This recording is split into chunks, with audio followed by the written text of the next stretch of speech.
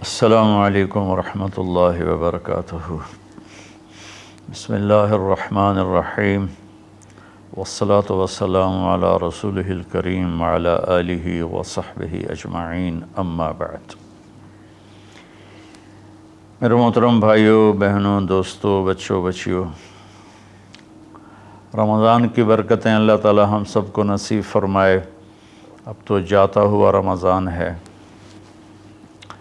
ایک مرتبہ اللہ کے نبی صلی اللہ علیہ وسلم اپنے صحابہ سے فرما رہے تھے کہ بنی اسرائیل میں 4 انبیاء تھے جنہوں نے 80 سال اللہ کے راستے میں جہاد کیا۔ تو صحابہ افسوس سے کہنے لگے، یا رسول اللہ، ہماری تو عمر بھی 80 سال نہیں ہوتی، کم لوگ ہی اس عمر تک جاتے ہیں، اور جب 80 سال کے ہو جاتے بھی ہیں تو کسی کام کے نہیں رہتے، تو پھر وہ تو ہم سے بہت آگے نکل جائیں گے۔ تو میں قربان جاؤں ان صحابہ پر جن کی دلداری کے لیے اللہ قرآن اتارتے تھے۔ سبحان اللہ۔ ایک واقعہ یاد آ گیا، ایک آیت آئی، لا یستوی القاعدون من المؤمنین والمجاہدون فی سبیل اللہ۔ یہ آیت آئی کہ گھر میں بیٹھنے والے اور جہاد کرنے والے برابر نہیں ہیں۔ جب آپ نے یہ آیت سنائی تو اس محفل میں ایک صحابی بیٹھے ہیں، عبداللہ بن ام مکتوم، وہ نابینا تھے۔ وہ کہنے لگے، یا رسول اللہ، میں تو جہاد کے قابل ہی نہیں ہوں، تو آپ کا رب کہہ رہا ہے کہ گھر میں بیٹھنے والے اور جہاد کرنے والے برابر نہیں، تو مجھے تو اندھا اللہ نے بنایا، تو میں اس نعمت سے محروم ہو گیا، تو میرے لیے کوئی گنجائش نہیں ہے۔ تو سبحان اللہ، جبریل دوبارہ واپس آئے ایک لفظ لے کر، پورا جملہ نہیں، صرف ایک لفظ۔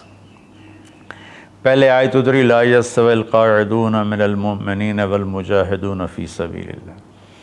تو ابھی عبداللہ بن ام مکتوم کی فریاد ختم ہوئی کہ جبریل اتر آیا کہ یا رسول اللہ، اللہ فرما رہے ہیں، اب اس آیت کو یوں پڑھا جائے، لا یستوی القاعدون من المؤمنین غیر اولی الضرر والمجاہدون فی سبیل اللہ، کہ جو لوگ گھر میں بیٹھے ہوئے ہیں اور ان کو کوئی عذر نہیں ہے اور وہ اللہ کے راستے میں جہاد نہیں کرتے، تو وہ اور اللہ کے راستے میں جہاد کرنے والے برابر نہیں۔ ہاں، جن کو عذر ہے اور وہ اس عذر کی وجہ سے نہیں جا سکتے، تو ان کے لیے اتنا ہی اجر ہے جتنا اللہ کے راستے میں جہاد کرنے والوں کا اجر ہے۔ یہ ایک ایسی جماعت اللہ نے دنیا میں بھیجی، 1,24,000 صحابہ تو حج میں تھے، صحابہ کی تعداد اس سے زیادہ ہے، وہ 1,24,000 حج کی حاضری تھی۔ تو اللہ تعالیٰ نے ان کی طفیل پوری امت پہ کرم کیا۔ جب وہ غمگین ہوئے کہ ہم تو 80 سال جیتے بھی نہیں، تو ہم ان کے برابر کیسے ہوں گے، تو جبریل آ گئے، یا رسول اللہ، اپنی امت کو ایک خوشخبری دیجیے، انا انزلناہ فی لیلۃ القدر وما ادراک ما لیلۃ القدر لیلۃ القدر خیر من 1000 شہر تنزل الملائکۃ والروح فیہا بإذن ربہم من کل امر سلام ہی حتی مطلع الفجر۔ سبحان اللہ۔ اللہ تعالیٰ نے فرمایا کہ ہم نے قرآن کو لیلۃ القدر میں اتارا۔ آپ پر جو وحی آئی، جس وقت آپ کی عمر 40 سال اور 6 مہینے اور 10 دن تھی۔ یہ 40 سال 6 ماہ 10 دن ہیں چاند کے سسٹم کے لحاظ سے، محرم، صفر، ربیع الاول۔ انگریزی مہینوں کے لحاظ سے آپ کی عمر اس سے بھی کم تھی۔ تو جبریل آئے پیر کی رات غار حرا میں 21 رمضان کہ یا رسول اللہ، اللہ نے آپ کو نبی بنایا۔ پھر وہ روایت الگ ہے، خیر۔ تو اللہ تعالیٰ نے یہ آیت اتاری کہ ہم نے قرآن کو اتارا لیلۃ القدر میں۔ پھر اللہ کہتا ہے وما ادراک ما لیلۃ القدر، تمہیں کوئی خبر بھی ہے کہ لیلۃ القدر کیا ہے؟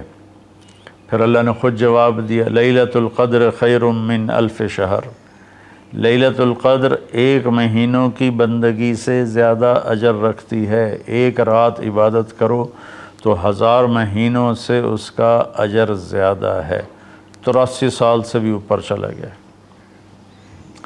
پھر اللہ نے دوبارہ فرمایا کہ لیلۃ القدر کیا ہے؟ تنزل الملائکۃ، اس میں فرشتے اترتے ہیں، والروح، جبریل اترتا ہے، فیہا من کل امر سلام ہی حتی مطلع الفجر، اور یہ فجر کی طلوع فجر تک یہ رات اپنی برکتوں کے ساتھ رہتی ہے۔ اب اللہ تعالیٰ نے لفظ قدر کے جتنے مطلب تھے نا، سب کا احاطہ کیا ہے اس چھوٹی سی صورت میں۔ انا انزلناہ فی لیلۃ القدر، ہم نے اس کو لیلۃ القدر میں اتارا۔ وما ادراک ما لیلۃ القدر، تمہیں پتہ ہے لیلۃ القدر کیا ہے؟ تو قدر کا معنی قیمت بھی ہوتا ہے، تو اللہ نے کہا لیلۃ القدر خیر من الف شہر، کہ اس کی قیمت 1000 مہینوں سے بھی زیادہ ہے۔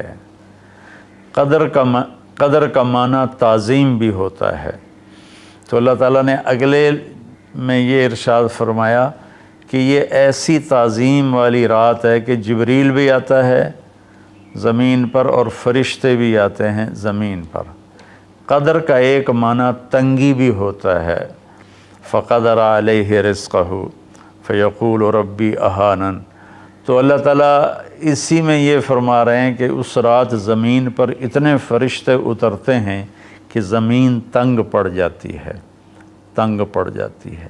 اور قدر کا معنی پیمائش بھی ہوتا ہے، تو اللہ تعالیٰ نے کہا سلام ہی حتی مطلع الفجر، اس رات کی لمبائی چوڑائی کیا ہے؟